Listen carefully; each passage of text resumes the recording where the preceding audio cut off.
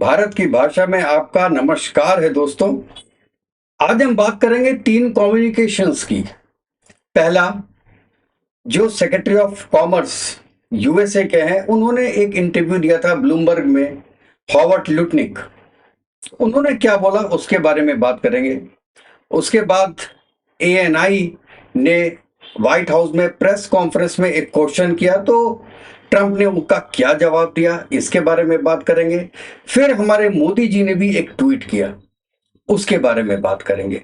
और लास्ट में हम अपना एनालिसिस देंगे कि क्या इंडिया और ट्रंप के बीच में जो प्रॉब्लम्स थी क्या खत्म हो गई है या ये अभी एक शुरुआत है।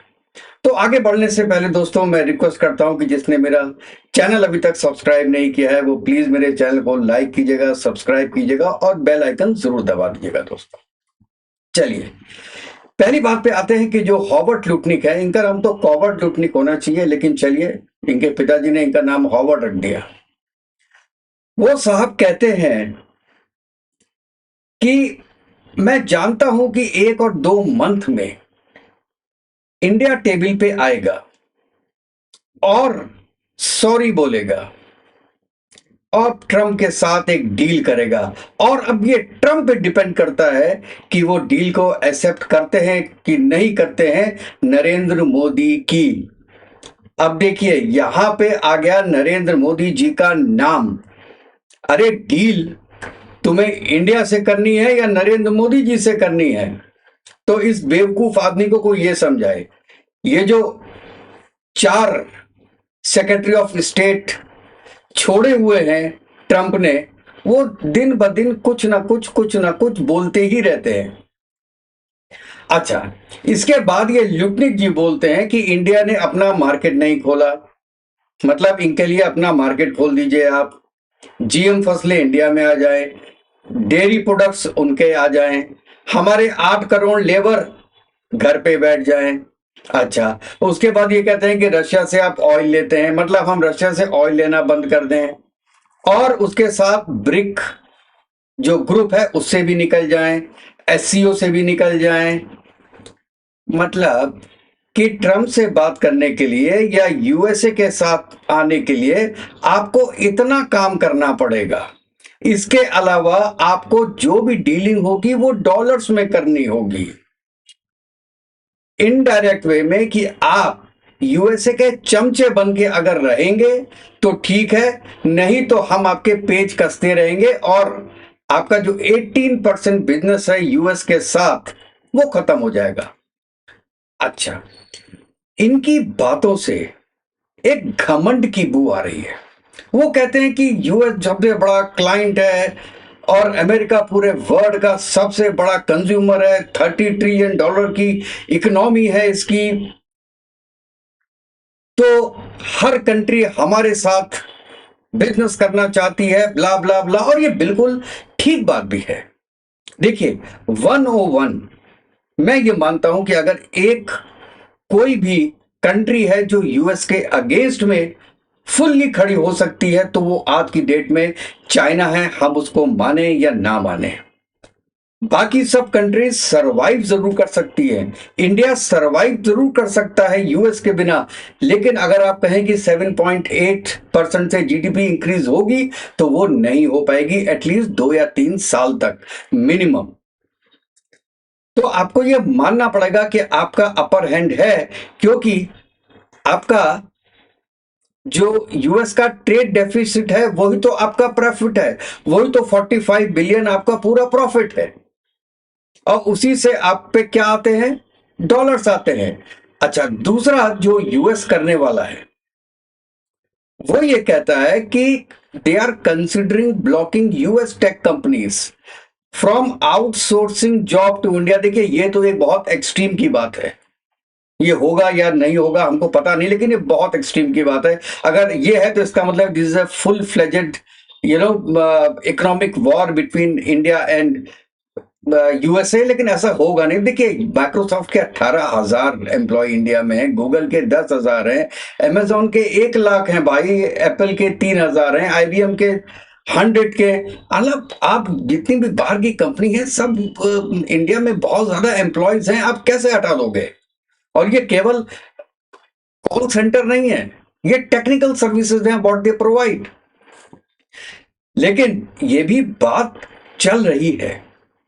और अब मैं आपको एक बात बताऊं छोटी सी, कि सपोज कीजिए हम ब्रिक्स से हट गए, एससीओ से भी हट गए, हमने रशिया से तेल खरीदना भी बंद कर दिया, हमने डॉलर को भी अपना ट्रांजिशन वाली जो एक करेंसी है वो बना दी, रशिया से भी ऑयल लेना बंद कर दिया, क्या उसके बाद यूएस और इंडिया की दोस्ती हो जाएगी? नहीं होगी। उसके बाद ट्रंप बोलेंगे कि पहले तो ये मानो कि पाकिस्तान और इंडिया का सीज फायर मैंने करवाया था, चलो आप ये भी बात मान लिया। उसके बाद वो कहेगा जब इतनी बात मान ली है तो भैया ये कश्मीर जो है ना, इसको प्लेट में उठा के पाकिस्तान को दे दो, क्योंकि वो तो मेरा क्रिप्टो करेंसी का पार्टनर है।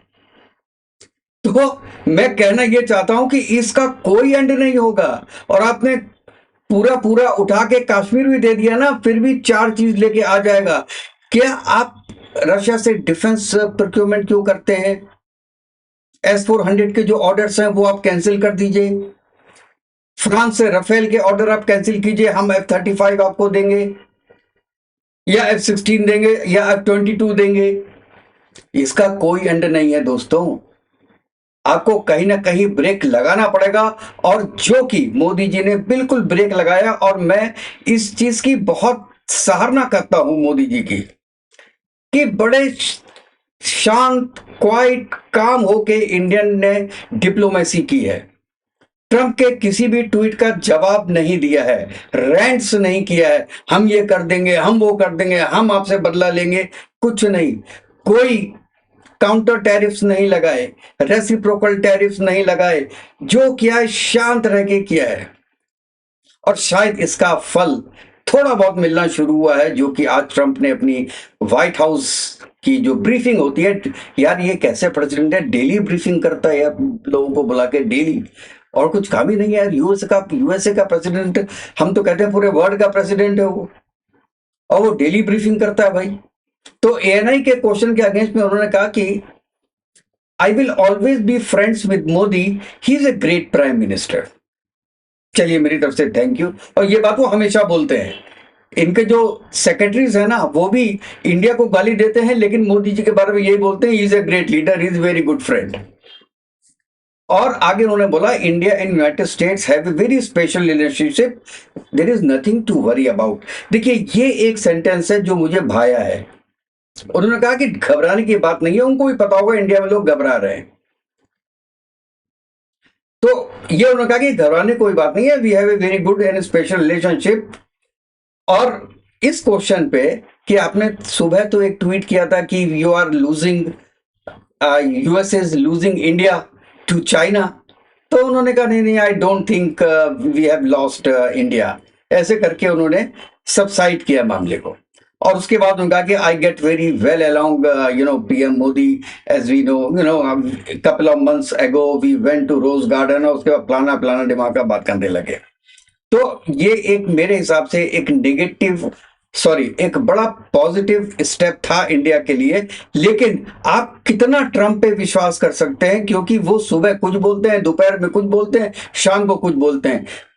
अब संडे के बाद जो मंडे की ब्रीफिंग होगी उसमें कुछ और बोल देंगे, 50 का 75 कर देंगे, 100 कर देंगे, कोई सेकेंडरी टैरिफ लगा देंगे। वो क्या करेंगे भगवान जाने क्यों, क्योंकि उन्होंने कोर्ट में ऑलरेडी, सुप्रीम कोर्ट में ये लिख के दिया हुआ है कि इमरजेंसी सिचुएशन थी, इंडिया रशिया से ऑयल लेता था जो कि फंड कर रहा है यूक्रेन और रशिया वॉर को, इसलिए हमको ये स्टेप उठाना पड़ा। लेकिन अगर बाई चांस वो आज वो 50% उठा लेते हैं और इंडिया स्टिल रशिया से ऑयल लेती है, तो इनका तो केस ही खत्म हो जाएगा सुप्रीम कोर्ट में। So it is going to carry on, और जो प्रेशर ट्रंप ने बनाया है इंडिया के ऊपर वो बना ही रहेगा, चाहे बोलने में थोड़ा बहुत हाँ नरमी जरूर आई है। और शायद इसलिए भी क्योंकि यूएनजीए के जो सितंबर लास्ट में जाना था मोदी जी को एड्रेस करने के लिए, वो नहीं जा रहे हैं और उनकी जगह डॉक्टर जयशंकर जा रहे हैं। May be one of the reasons कि ट्रम्प को लगा होगा यार मोदी यहाँ पे आएंगे और हमसे नहीं मिलेंगे तो it will be a bad optics, और यही मोदी जी ने सोचा होगा कि ये it will be very very bad thing कि मैं यूएसए जा रहा हूं और आई डोंट मीट ट्रम्प और मिल लिए तो वो आदमी क्या बोलेगा भगवान जाने। मैंने तो 4 कॉल उनके नहीं उठाए इसीलिए कि कल सुबह को वो ट्रुथ सोशल में क्या लिख देगा ट्रम्प और प्रेस ब्रीफिंग में क्या बोल देगा पता नहीं, हम तो यहाँ पे बैठ के निगेट भी नहीं कर पाएंगे। एक चीज को निगेट करते करते ही हमारे 6 महीने बीत गए कि आपका कोई हाथ नहीं है इंडिया और ये आपका पाकिस्तान के बीच में सीज फायर का। तो ये जो एएनआई के साथ उनका एक क्वेश्चन था उसका रिप्लाई दिया था प्रेस ब्रीफिंग में, उसके बाद मोदी जी ने बिना टाइम लगाए एक छोटा सा ट्वीट किया। उन्होंने कहा deeply appreciate and fully reciprocate President Trump sentiments and positive assessment of our ties. इसमें प्लस भी है और थोड़ा ताना भी है। और आगे बोलते हैं India and US have a very positive and forward looking comprehensive and global strategic partnership. ना कोई बटरिंग, ना कोई डिटेल्ड मेल, ना ही ट्रम्प की तारीफ। उन्होंने बहुत क्लियर वर्ड्स में, छोटे वर्ड्स में एक्सप्रेस किया है इनडायरेक्ट वे में कि ट्रम्प साहब हम आपसे पंगा लेना नहीं चाहते भाई, आप बहुत बड़े हो, आप यूएस के प्रेसिडेंट हो, आप सुबह कुछ भी ट्वीट कर दो, एक लाइन भी लिख दो तो पूरे वर्ल्ड में लोग देखते हैं। साहब 600 मिलियन तो एक्स के यूजर्स हैं, उसके अलावा व्हाट्सएप देख लो, आप फेसबुक देख लो, सबको मिला के मैं ये सोचता हूं कि पूरे वर्ल्ड का 80% जो आदमी है, 80% शायद ज्यादा हो गया, 60 to 70% लोग वो जो मैसेज है वो पढ़ते हैं, उसका इफेक्ट होता है। चाहे पढ़ने के बाद आपको वो गालियां दें, लेकिन हां पढ़ते जरूर हैं, तो इसका इफेक्ट तो होता है। इसलिए मेरे ख्याल से यही एक रीजन था जो मोदी जी ने जवाब दिया ट्रंप को। अब दोस्तों मेरी एक छोटी सी एनालिसिस है इसमें। वी शुड नॉट बी इसको कहते हैं धारा में बहने की जरूरत नहीं है। ये गेम बड़ा है, ये केवल रशियन ऑयल के बारे में नहीं है, ये इंडिया पाकिस्तान के का जो सीज फायर है इसके बारे में नहीं है, और ना ही ये पाकिस्तान के क्रिप्टो करेंसी के केस का है। ये सब फैक्टर्स जरूर हैं, लेकिन इसके पीछे जो सबसे बड़ा रीजन मुझे समझ में आता है वो है डीप स्टेट। वो डीप स्टेट और सीआईए दूसरा चाइना नहीं बनाना चाहता अगले 15 सालों में। जैसे कि आपको पता है कि 2075 में कहते हैं India will be the second largest economy in the world and USA will be the third one. तो ये लोग 50 साल पहले की सोचते हैं, और आज इंडिया की इकोनॉमी $4 ट्रिलियन है। आज इंडिया का गला पकड़ा जा सकता है, कॉलर पकड़ा जा सकता है, लेकिन अगर एक बार ये 10 की हो गई तो it will not look back. उसके बाद पकड़ना मुश्किल हो जाएगा, जैसे चाइना को आपने पकड़ना मुश्किल हो गया 10 के बाद। तो ये एक बड़ा वाइटल पीरियड है इंडिया के लिए, 4 से लेके 8 के बीच का। अगले 5 साल का पीरियड बहुत बहुत इंपॉर्टेंट है इंडिया के लिए कि वो कैसे अपनी इकोनॉमी को सस्टेन करता है एक पर्टिकुलर ग्रोथ पे, जो कि डीप स्टेट नहीं चाहता है। इसलिए मैं ये पहले कहा कि आप कुछ भी कर लो, जो अमेरिका बोलता है वो कर लो, लेकिन फिर भी वो एक ना एक नुक्ता ऐसा निकाल लेंगे और आपके अगेंस्ट में आएंगे। और अगर एक ट्राइलेटरल बन जाता है, जैसे आपका रशिया, इंडिया और चाइना का, उसमें अगर वर्ल्ड की नंबर 1 और नंबर 2 इकोनॉमीज एक साथ आ जाती हैं तो अमेरिका विल बी फिनिश्ड और अमेरिका विल बी गॉन। उनका जो यूनिपोलर वर्ल्ड का एक कॉन्सेप्ट है वो खत्म हो जाएगा। अमेरिका नहीं चाहता। अमेरिका ने बहुत ट्राई किया कि इंडिया को अपने साथ ले आओ, 20 साल ट्राई किया कि ये लड़ लेगा चाइना से, लेकिन इंडिया ने नहीं किया। वॉर भी हुई तो बहुत छोटी, 5 दिन की वॉर हुई, इसके अलावा कुछ नहीं हुई, और वो भी पाकिस्तान के साथ। चाइना के साथ तो झड़प हुई एक बार, लेकिन जब उन्होंने देखा यार कि एससीओ में ये तीनों गले में हाथ डाल के जा रहे हैं, इसका मतलब है भैया इंडिया की बटरिंग करने का फायदा नहीं है। बटरिंग करने का सेंस मतलब कि इंडिया का साथ देने का बहुत ज्यादा फायदा है नहीं, क्योंकि ये हमको समझ गए हैं, ये हमारे साथ आएंगे नहीं, ये हमारा फायदा भी उठाएंगे, ये चाइना का फायदा भी उठाएंगे, और रशिया से तो ऑयल ले ही रहे हैं। तो इनको ऐसा दबाओ कि ये 4 से 5 जाने में इनकी हालत खराब हो जाए। और ये तब हो सकती है जब जो हेड ऑफ द स्टेट है, मतलब नरेंद्र मोदी, इनको हटाया जाए और एक कठपुतली सरकार लाई जाए जो कि अपने बल पे ना हो, 5 या 6 या 7 पार्टीज मिला के हो। तो हम किसी पार्टी को, 2 पार्टी को खरीद लेंगे, फिर हम सेंट्रल गवर्नमेंट की इंडिया से वही कराएंगे जो हम चाहते हैं। इनकी ग्रोथ स्लो हो जाएगी और हमारा पर्पस सॉल्व हो जाएगा। तो दोस्तों और हिंदुस्तान की जनता, मैं आपसे यह कहना चाहता हूं कि आप क्या चाहते हैं, किस सिचुएशन में रहना चाहते हैं। इतनी बड़ी बड़ी कंट्रीज यूएस के सामने दब गई। आपने देखिए जो इनके कॉमर्स सेक्रेटरी हैं, उन्होंने क्या कहा, उन्होंने ये कहा कि जापान ने एक्सेप्ट किया है कि वो $550 बिलियन इन्वेस्ट करेगा यूएसए में, और वो इन्वेस्टमेंट कैसे करेगा, कहां करेगा, ये ट्रंप डिसाइड करेगा, जापान डिसाइड नहीं करेगा। इसका मतलब है कि जापान ने सरेंडर कर दिया। उसके बाद उन्होंने कनाडा के बारे में बोला कि कनाडा ने भी क्या किया, आप पे रिवर्स टैरिफ लगा दिए, काउंटर टैरिफ्स लगा दिए, रेसिप्रोकल टैरिफ्स लगा दिए, लेकिन बाद में उसको वापस लिया, मतलब कनाडा ने भी सरेंडर कर दिया। तो वो ये चाह रहे हैं कि इंडिया भी ऐसे ही सरेंडर करे, लेकिन जब इंडिया ने सरेंडर नहीं किया और ये एक मिसाल बन गया बाकी कंट्रीज के लिए कि भाई साहब तुम जितना दबोगे दुनिया तुमको उतना ही दबाएगी, खड़े रहो, चुप रहो, शांत रहो, अपना काम करते रहो। लेकिन एक बहुत ताकतवर कोई गुंडा है, बहुत बड़ा कोई बॉडी बिल्डर है, अरे उसके सामने डंडा लेके पहुंचो मत मारने के लिए, उसको अपनी बातों से प्यार से समझाने की कोशिश करो और अपना काम करते रहो, जो कि मोदी जी ने किया और इंडिया की गवर्नमेंट ने किया।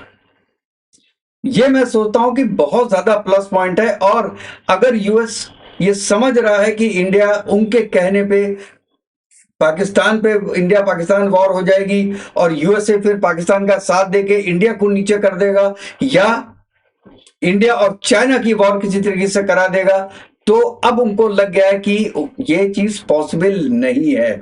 और इसलिए आप कुछ भी कर लीजिए, ये आपको दबाने की कोशिश करेंगे, and we have to be prepared. और उसका केवल केवल केवल एक रास्ता है दोस्तों, कि सेंट्रल में ऐसी गवर्नमेंट आए जिसके पास बहुमत हो, वो चाहे बीजेपी की आए, चाहे ममता बनर्जी की आए, चाहे कांग्रेस की आए, किसी भी पार्टी के आए, लेकिन बहुमत होना चाहिए जिससे कि वो अपने डिसीजंस खुद ले सकें, इंडिया के लिए जो बेहतर हो। और ये आप बेहतर जानते हैं कि किस पार्टी की बहुमत आ सकता है हिंदुस्तान में अगले 15 से 20 साल तक।